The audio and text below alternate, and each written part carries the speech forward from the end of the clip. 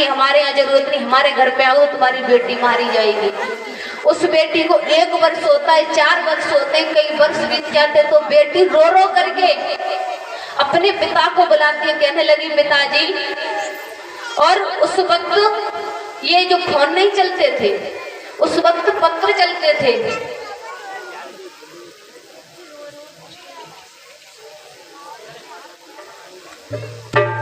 और जैसे ही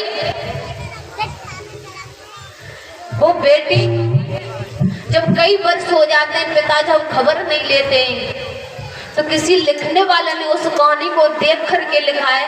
और बेटी रो रो करके अपने पिता को पत्र लिखने लगी, कहने लगी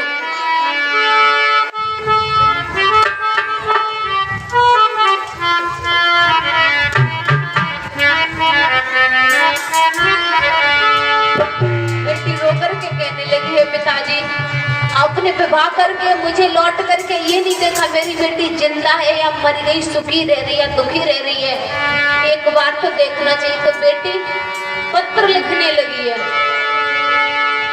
कि मैंने अपने ही खून से लिखी है चिट्ठियां, मैंने अपने ही खून से लिखी है चिट्ठियां, बाबुल मारेंगे कुंवर से तुम्हारी चिट्ठियां, बाबुल।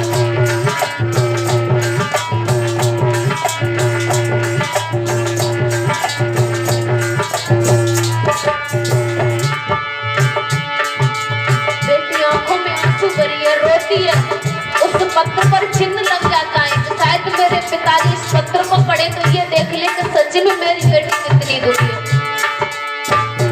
मैंने अपने ही खून से लिखी है चिट्ठियां, बाबुल माई के उधर से तुम्हारी चिट्ठियां, बाबा।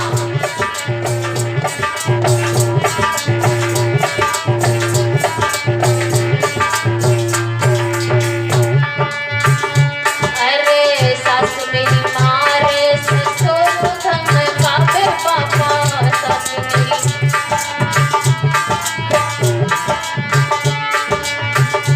हाँ सास मेरी मारे ससुर धमकावे बाबुल।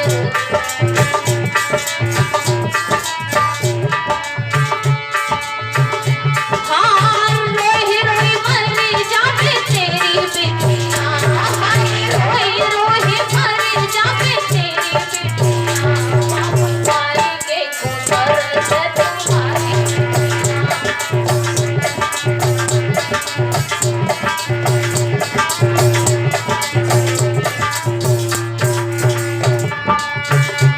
अरे जेठ मेरी मारे जेठानी धमकावे बाबुल।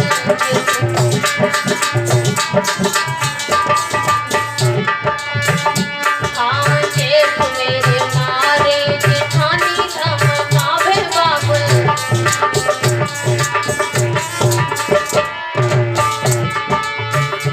हाँ कैसे रहे पावे अब तेरी बिटिया, बाबुल कैसे रहे पावे अब तेरी बिटिया, बाबुल मारेंगे कुंवर से तुम्हारी चिट्ठियां, बाबुल।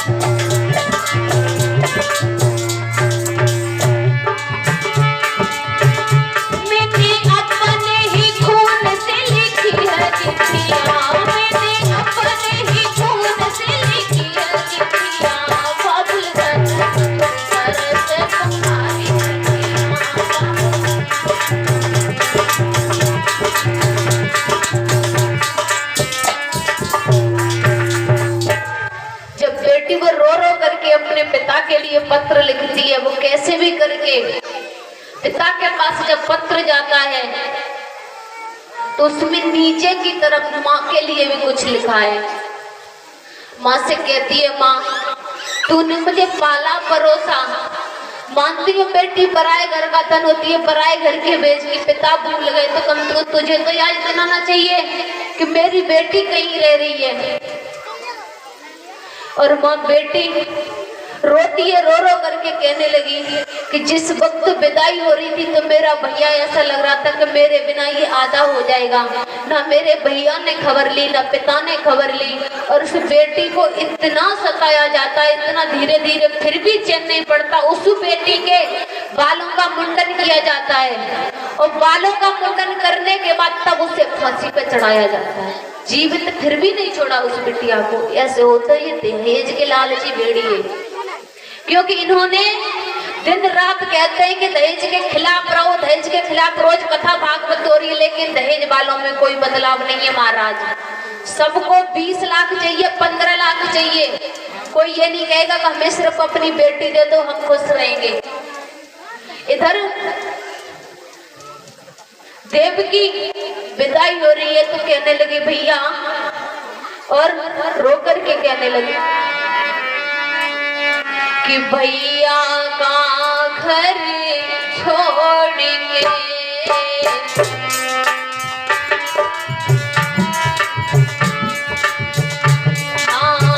भैया का घर छोड़ के बेटी पिया के घर चली। ये कैसी घड़ियां आई है, मिलन से जुदाई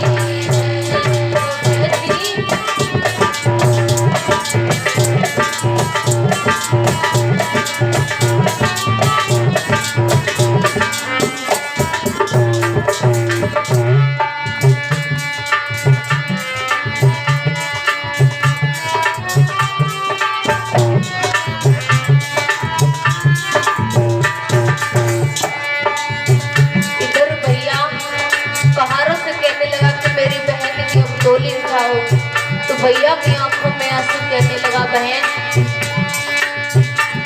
चलो रे डोली, चलो रे डोली, उठाओ कहार पिया मिलन की ऋतु आई। चलो रे डोली, उठाओ कहार पिया मिलन की ऋतु आई।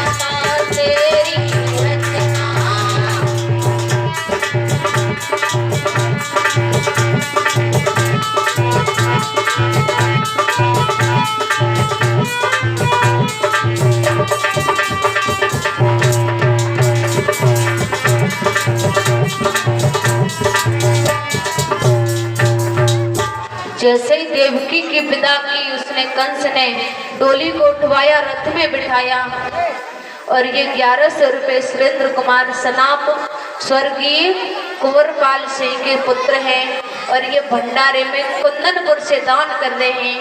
भगवान जिस खजाने से धन आया दिन दूना रात चौगुना करे, प्रभु अपनी कृपा दृष्टि पर बनाए रखे। और जैसे ही देवकी की विदा करी, देवकी अपने भैया के गले में भैया डाल के रोने लगी।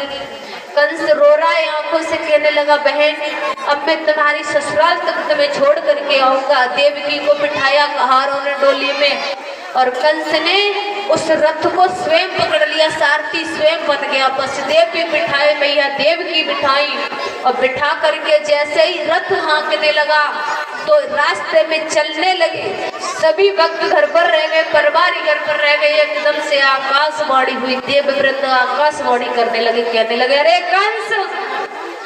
कंस ने नहीं सुना, ओ कंस अरे मथुरा के राजा कंस जिस बहन को